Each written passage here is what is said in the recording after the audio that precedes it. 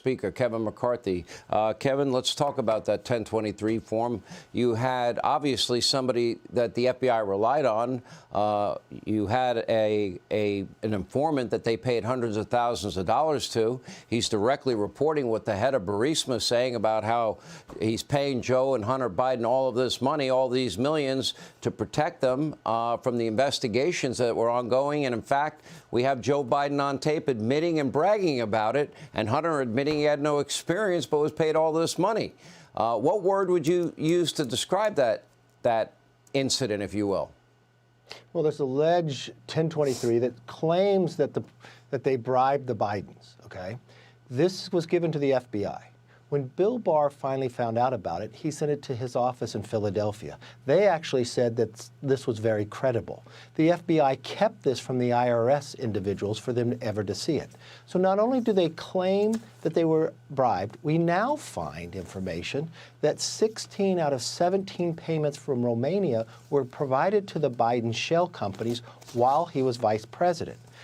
When President Biden was running for office, he told the American public that he's never talked about business. He said his family has never received a dollar from China, which we now proved is not true. We now have some of the most credible whistleblowers. These 10-year IRS agents who have come forward said that the Biden family has been treated differently, that what Weiss has told us is different than what Garland and Weiss has told the public.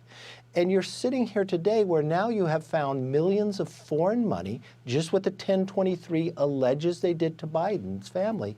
Now we found that it has funneled through shell companies. If you're sitting in our position today, we would know none of this if Republicans had not taken the majority. We've only followed where the information has taken us.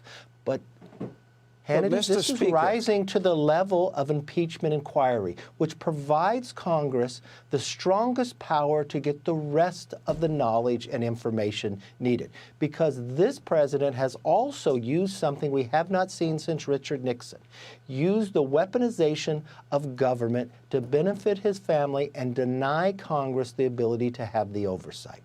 If we are talking about millions of dollars coming from our top geopolitical foes, and that the Biden family has been corrupted and took in all of this money, and he was complicit in that, wouldn't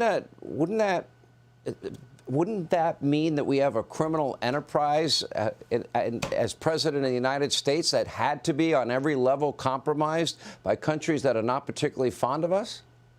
Well, it's interesting that the Biden family runs, if they say, a company but never had an office and shell companies to be able to pay through. But if they really ran it for foreign countries, why didn't you get money from France, from Germany, from UK? Why does it have to be from China, Romania, in these countries that have real challenges and had problems going through? I believe we will follow this all the way to the end, and this is going to rise to an impeachment inquiry the way the Constitution tells us to do this, and we have to get the answers to these questions. In the words of John Dean, a malignant cancer now is surrounding the Biden presidency, and those walls are closing awfully tight. This is not going the way I'm sure they wanted it to. And then we have on the other side of it the assistance of the DOJ and the FBI. That's Jim Jordan's committee. Mr. Speaker, thank you. Hey, Sean Hannity here. Hey, click here to subscribe to Fox News YouTube page and catch our hottest interviews and most compelling analysis. You will not get it anywhere else.